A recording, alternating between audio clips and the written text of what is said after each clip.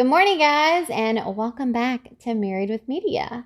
So we are here for movie number Number six. 6. Yeah, on our 13 Days of Horror. Means we're about halfway there. I know. So I have dragged Ken out of bed. Yeah. He's got his coffee. I got my coffee. I've already had mine. So he stayed up until like 3 a.m. Yeah. And, I was watching The Exorcist 3 last night. Right. So I had to go wake him up finally, and I'm like, come on, we got movies to watch.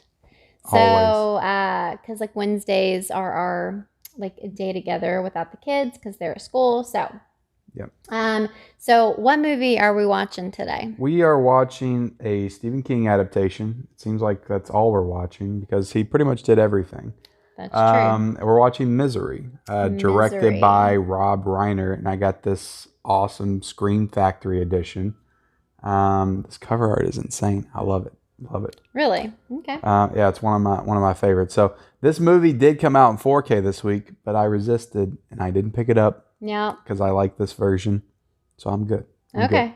Because I thought at one point you wanted it because you were like, well, we got to wait to watch Misery because... I did. I'm sure it's good. I'm sure it's better quality, but I'm fine with this copy that I have. I'm proud of you. You're trying to be a little bit more selective. I'm trying. Yeah. I'm really trying. So I've seen this movie twice. Okay. I remember seeing it on TV when I was a kid. I've seen it 0. And I didn't remember much about it, so I watched it a few years ago again. It's a really great movie. Like I said, this is an Oscar-nominated movie. Gotcha. Kathy Bates won an Oscar for this movie. Right. She is absolutely psychotic in this movie. Right. And it's a great film. Yeah.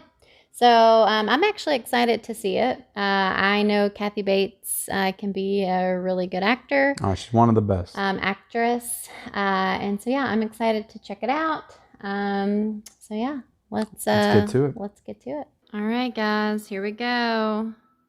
It's looking pretty creepy.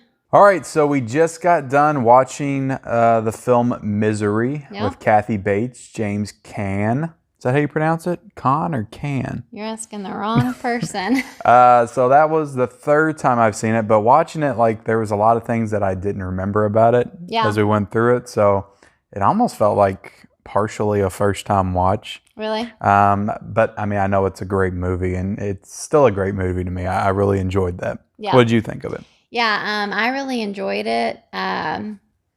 I was pretty optimistic going in, so I feel like my expectations were met. I really enjoyed the old couple. Yeah, you did. The like sheriff and his wife.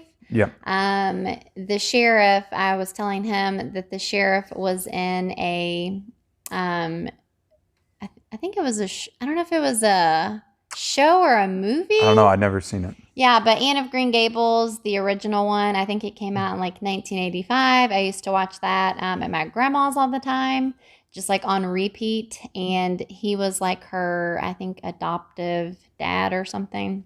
Yeah. And he's just like, he plays like the sweetest old man. But in this one, like him and his wife, I just really enjoyed. They were very fun characters. Yeah, I forgot about them completely. Right.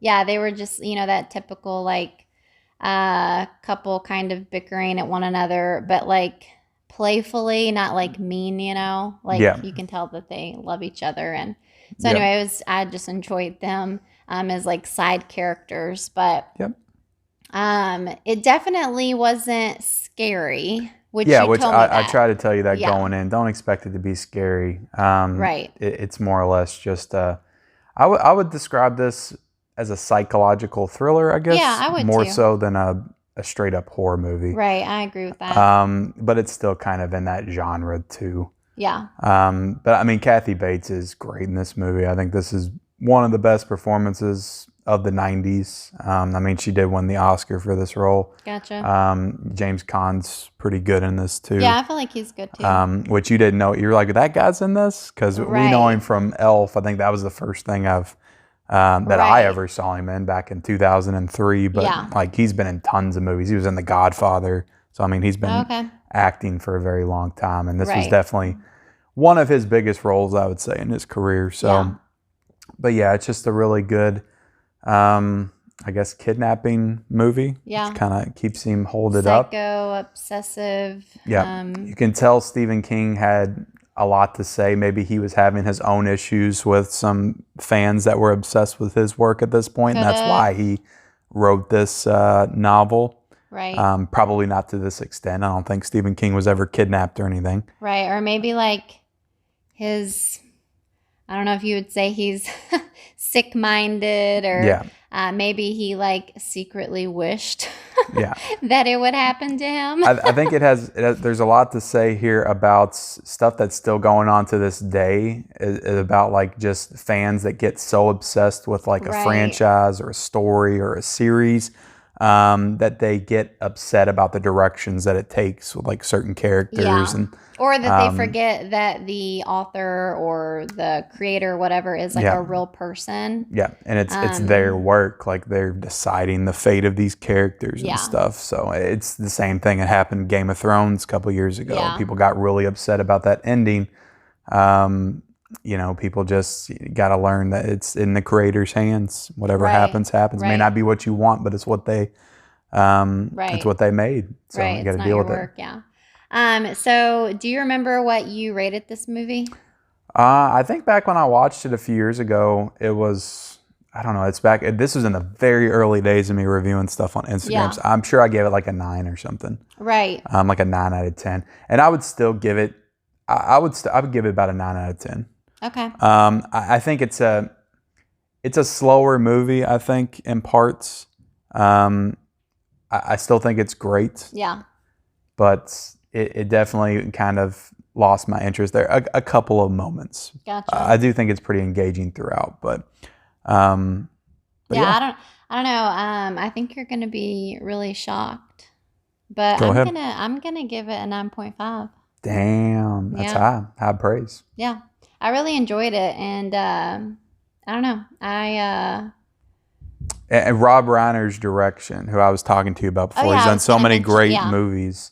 And you mentioned it when we were watching. You're really good about pointing out like the shots and stuff. Yeah, movies. I'm really, I will say that I'm like into that kind of stuff. Like I think like the real close-up shots that they do on their faces are just, it's a really well, not even just faces, but just like little detail things. Like I noticed in the beginning they like shot really close to like the cigarette and the lighter. Yeah. They did it when she was like shaving him. There were just a few times where like they would do those close-in shots, and he's such a great director. Really good, and I know you haven't seen Princess Bride, but that's like a great. He's done so many different genres. He has like horror and Princess Bride, and then he did When Harry Met Sally, rom-coms. Like he just done so much. And he's a great director. And this movie's expertly directed. Yeah, I thought it was a lot of fun. I'm glad that I finally saw it. So there you have it. There you have it. That's our review of Misery. If you have any thoughts on this movie, please comment down below and like this video. Subscribe to our channel. This is your first time discovering us here on Married with Media, and we'll see y'all later.